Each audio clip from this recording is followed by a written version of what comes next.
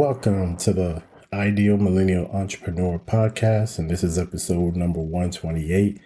I am your host, Amir Estimo. Thank you for tuning in today's episode, because you could be doing anything in this world, but the fact that you are listening to this podcast, it is much appreciated. Also, if you enjoy this content, please rate and review the podcast, and also share this podcast, as our goal is to hit 10,000 downloads before the end of the summer. So please help your boy out, hit this goal, 10,000 downloads, okay? So today's podcast is going to be called, this one is by Jim Rohn, and this one is a winning mindset. So I will be sharing a clip of the podcast, depending up to 10 to 15 minutes, but I will link the full episode of the podcast in the show notes, and you can go and listen to, okay? But today's podcast is by Jim Rohn, Winning Mindset. So until next week, much appreciated. Peace. The champion who trains when nobody's watching. The entrepreneur who solves problems in their sleep. The artist who forgets to eat because they're captured by the canvas. That's what we're talking about today. Being obsessed with winning. Not winning as the world defines it. Winning as you define it. What's the difference between interest and commitment? When you're interested, you do it only when circumstances permit. When you're committed, you accept no excuses, only results. Most people live in the land of interest. They're interested in success, financial freedom, extraordinary relationships. But they're not committed. They're not obsessed. Obsession gets a bad reputation. People hear obsessed and think unhealthy. But strategic obsession, being consumed by your vision for a specific season of life, is what separates the extraordinary from the ordinary. Exceptional results require exceptional focus. Average input yields average output always. There are two types of pain. The pain of discipline and the pain of regret. The pain of discipline weighs ounces. The pain of regret weighs tons. Every morning when that alarm goes off, you choose. Will you feel the momentary pain of discipline, or choose the momentary pleasure that transforms into the crushing weight of regret? Most people constantly negotiate with themselves. I'll start tomorrow. I'll do it when I feel motivated. I'll wait until conditions are perfect. In that negotiation, they surrender their power.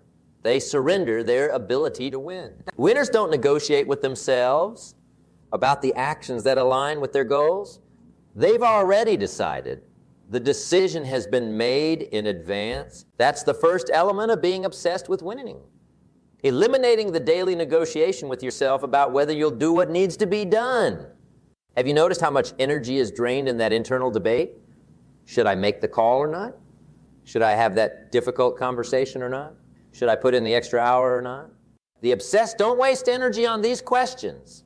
The decision loop is closed before the situation even arises. This is who I am. This is what I do. This is non-negotiable. What would your life look like if you stopped negotiating with yourself about the actions that lead to your vision? Let me share something profound with you. Winning isn't an event. It's a habit. It's a way of life. It's a series of small decisions made consistently over time. Consider this. If you improve just one each day for a year, you'll end up 37 times better by the end of that year.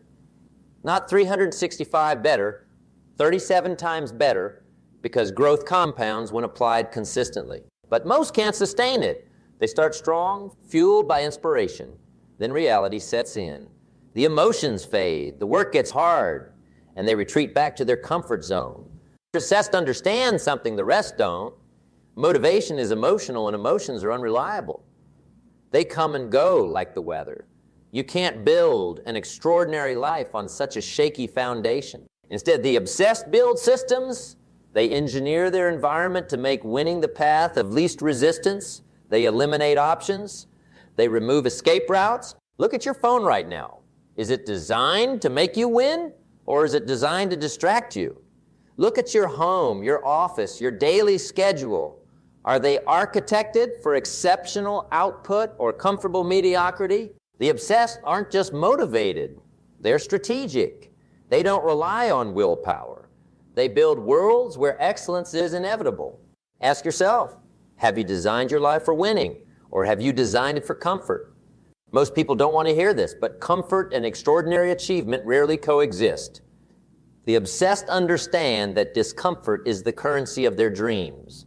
They don't just tolerate discomfort. They seek it out, knowing it's the only path to growth. When you're truly obsessed with winning, with becoming the person you're capable of becoming, you realize that discomfort isn't something to avoid. It's something to embrace. It's feedback. It's a signal that you're pushing boundaries, that you're growing, that you're alive. But I need to clarify something important. Being obsessed with winning doesn't mean sacrificing everything else. It means being crystal clear about your priorities for this season of your life. The obsessed aren't workaholics neglecting their health and relationships. They're strategic about where they channel their finite energy. They understand that true winning encompasses all dimensions of life: physical, mental, emotional, spiritual, relational, financial. What if winning meant becoming fully alive in every area that matters to you? What if winning meant becoming the truest, most alive version of yourself? Here's the tragic reality. Most people never discover what they're truly capable of. They live with a fraction of their potential untapped, settling for what's easy instead of stretching toward what's possible. They major in minor activities. They confuse motion with progress. They stay busy without being productive. The obsessed are different. They've mastered the art of elimination.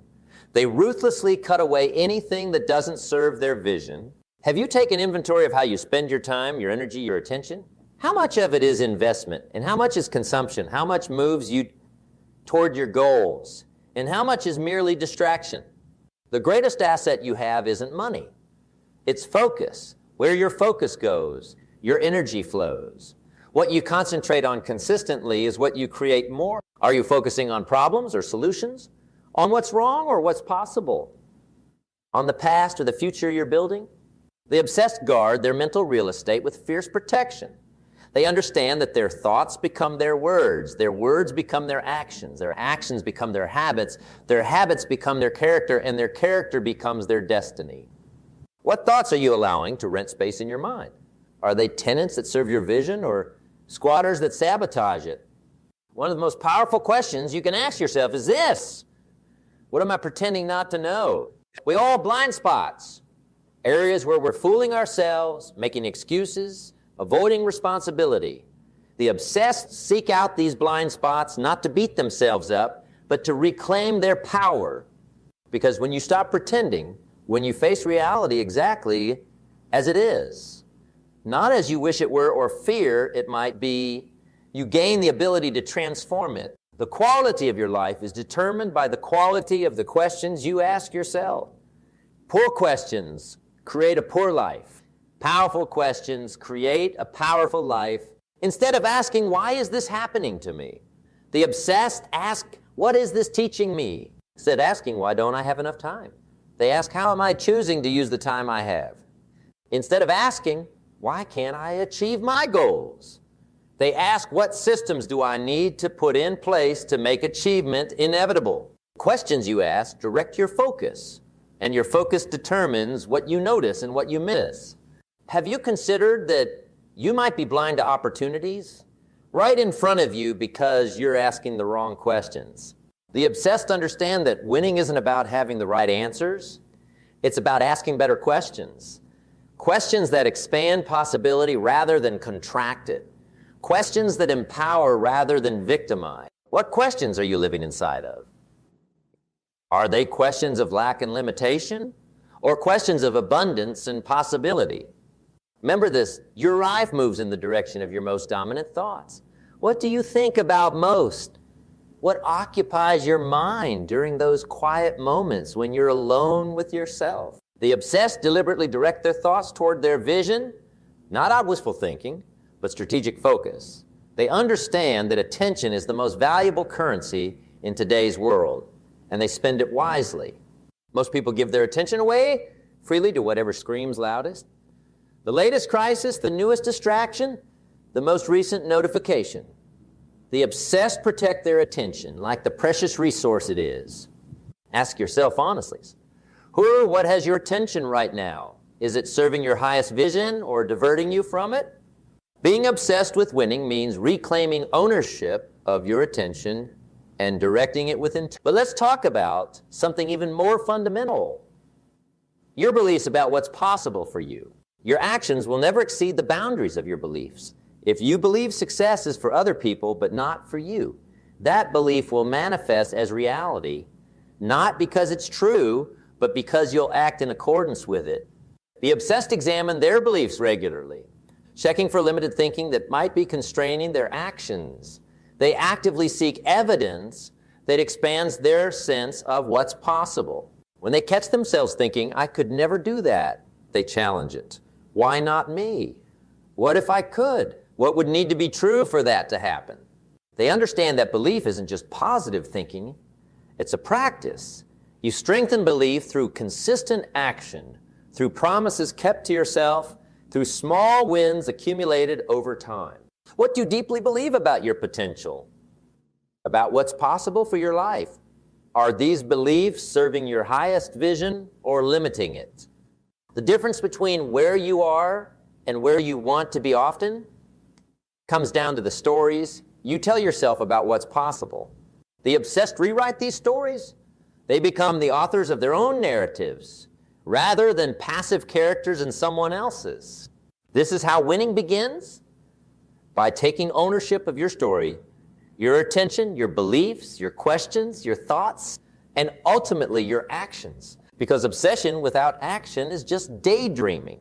The obsessed don't just think differently, they act differently, consistently, persistently. Winning isn't a lucky accident. It's the natural result of certain actions repeated day in, day out. Simple, but not easy. What actions, if you performed them consistently, would virtually guarantee your success? Have you identified them? Have you built your life around them? The obsessed don't wait for the perfect moment to act. They make this moment perfect by acting. They don't wait for the path to be clear before starting the journey. They start walking, and the path reveals itself with each step. How many opportunities have you missed because you were waiting for certainty? How many dreams remain unrealized because you wanted guarantees? The obsessed embrace uncertainty as the price of admission for an extraordinary life. They understand that the need for certainty is the enemy of growth, of progress, of winning. What if you acted today as if success were inevitable? What would you do differently? How would you carry yourself? What decisions would you make? The obsessed live from that place, not from arrogance, but from a deep internal knowing that their actions, accumulated over time, can't help but produce the results they seek. They understand something profound. Winning isn't something you do occasionally. It's someone you become permanently. And becoming happens daily, not in a day. It's the result of consistent choices that may seem insignificant in the moment, but compound over time to create transformation. What choices are you making daily that are shaping who you're becoming? Are they moving you toward your highest vision or away from it? The obsessed are intentional about every choice, knowing that each one is a vote for the person they're becoming. They don't leave their evolution to chance. But let me share something vital. Being obsessed with winning doesn't mean the absence of failure. It means using failure as fuel rather than allowing it to extinguish your fire. The obsessed reframe failure completely. They don't see it as evidence of their inadequacy, but as feedback on their approach. They don't internalize it as identity, I am a failure, but externalize it as information the attempt failed. This subtle shift changes everything. It transforms failure from something to be avoided at all costs to something to be embraced as essential for growth. Have you noticed how fear of failure keeps most people playing small? They avoid risks. They stick to what's safe. They never venture beyond their comfort zone. And in that safety, they sacrifice their potential. The obsessed understand that failure isn't the opposite of success. It's part of success. It's a necessary step on the path to mastery. What failures have you been avoiding? What risks have you been unwilling to take? What parts of your potential remain unexplored because you're afraid to fail? Imagine releasing that fear.